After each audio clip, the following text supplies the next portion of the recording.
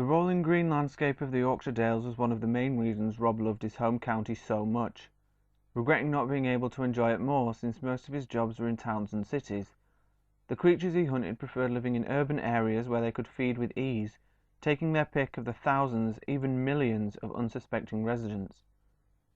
His destination wasn't that much further, though he wondered whether or not to actually travel into Sanitaire that night, thinking it may be better to see if the ghost appeared to the girl again. Usually a spirit still resides on Earth because it has unfinished business. If the aim of the ghost was just to let the girl know of his death, the haunting may stop. Then again, if the haunting continued, and the ghost began troubling the girl, that was when Rob would have to step in. Knowing the area well enough, he turned off the A65, heading away from his destination, travelling instead toward Malham. Swinging the huge camper into one of the local campsites, he pulled up alongside a much smaller camper van and stepped out into the light drizzle. He was surprised to see a manager approaching his vehicle, not because he thought he wouldn't have to pay a fee for the night, but because of the time of day.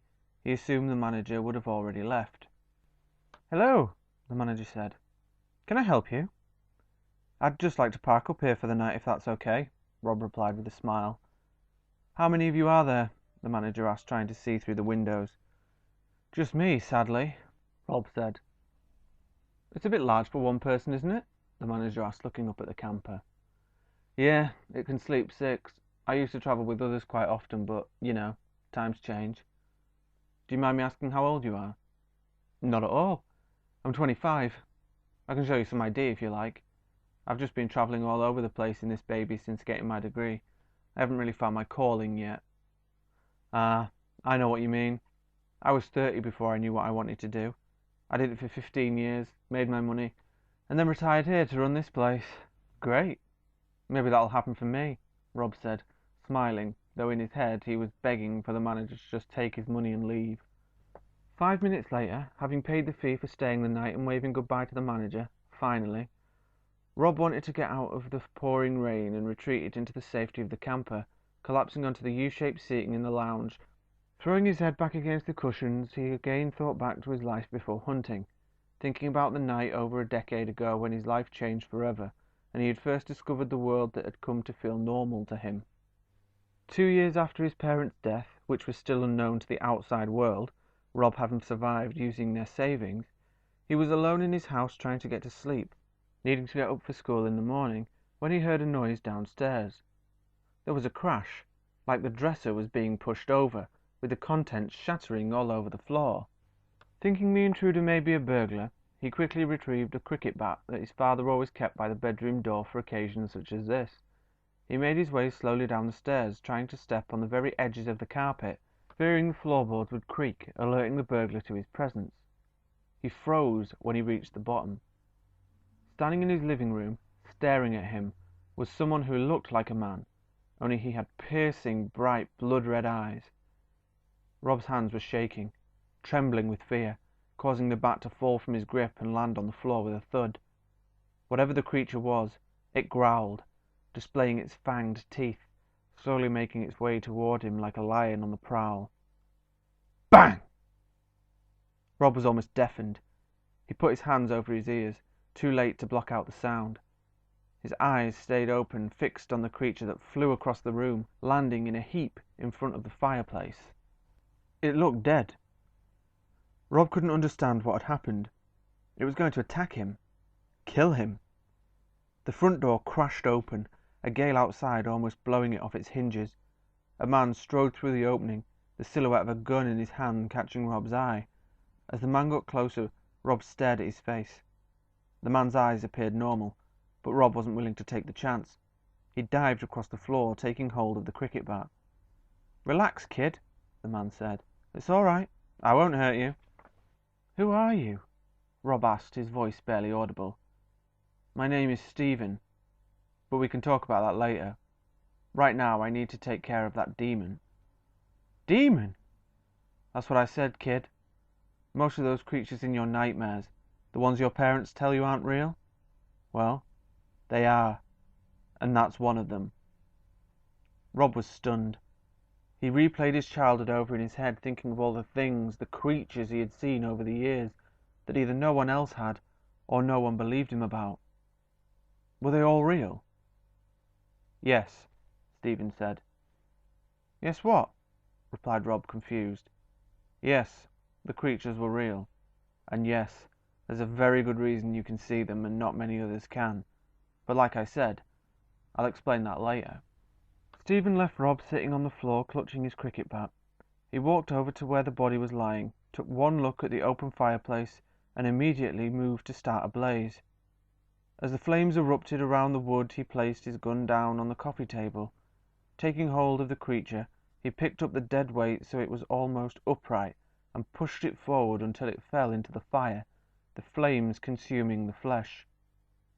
Rob was still unable to move, his mind not able to will his limbs into action. He stayed on the floor, staring at Stephen, who watched as the body of the creature, the body of a man, burnt in the fireplace. The stench was overwhelming. There were so many questions running through his head that he was dying to ask, but as he opened his mouth to speak he was interrupted by a piercing scream rising from the fireplace. The window above Rob's head shattered into tiny pieces, littering the carpet.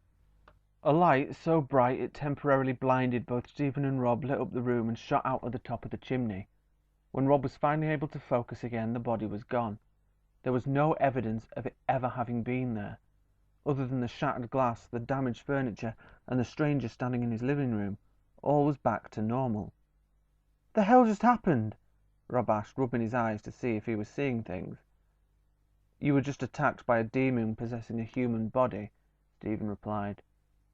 "Wait, so that was a real man burning in that fireplace?" Rob asked. "It used to be a real man." "Used to be? Before the demon possessed him? But I thought you could exorcise a demon to separate it from the human host."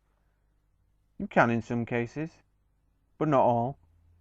That man would have never survived without that demon. I've been watching him, tracking him. He fell from the top of a 10-story building. His bones will have been shattered, his internal organs crushed. Then when you factor in me just shooting him to stop him killing you, that pretty much says he was dead anyway. I mean, who could survive that?" "No one. But couldn't you have saved him before?" "You think I didn't try? I aim to save as many people as I can, but there are some people you just can't save.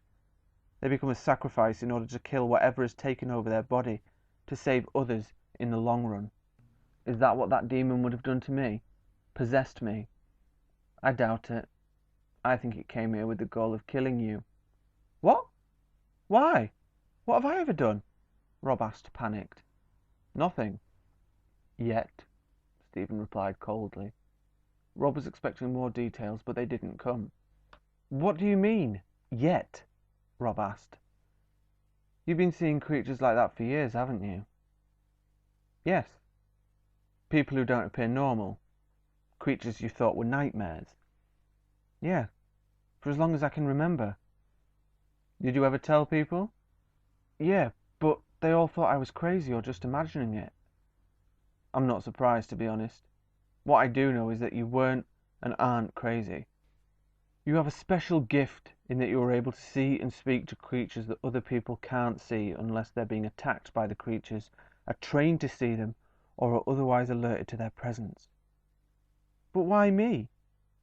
"You were born that way. I'm not really sure why. I've never been let in on that little secret. But 14 years ago, I assume that's how old you are, there were 3 children born after 400 years of dormancy who possess what is called the witch's gene." "You're joking, right?" "A witch," Rob laughed. "Not like you're thinking. Hollywood has created an image that people associate with being a witch, based on those normal humans who used to practice witchcraft. Real witches didn't need the spells or the chanting or the ingredients for anything. The power was within them, as it is with all supernatural creatures, from demons to werewolves to vampires. Every creature we've seen, every creature you will see, their powers, their weaknesses, and their claim to immortality all lie within a gene contained within the body's natural serotonin, if you know what that is." "I do." "Well, not only is it a natural antidepressant in the nervous system, but it's what keeps all supernatural creatures alive. It gives them immortality. It's what gives you the ability to see those creatures, and if the prophecies are right, it will give you unparalleled power when you are older. But you can't tell anyone I've just told you that. Where are your parents?" "Dead," Rob replied seriously. "Dead?" Stephen asked, surprised. "Yeah, they died 2 years ago. Some kind of accident in the cellar. I buried them in the backyard and I've lived alone ever since." "But you're not safe. I know you don't know me, but please, come and live with me so I can teach you everything I know about the realities of this world. You can still live your normal life. You just need to learn how to defend yourself, because with that gene inside you, you will always have a tag on your back." "You mean more of those things will come after me?" "Yes, for as long as you live, which won't be very long if they get their way." "So, what can I do?" "Come with me. Learn what I have to teach you, and then you can decide what you want to do from there. Okay?" "Can I think about it?" Rob asked. "Of course. Just don't take too long.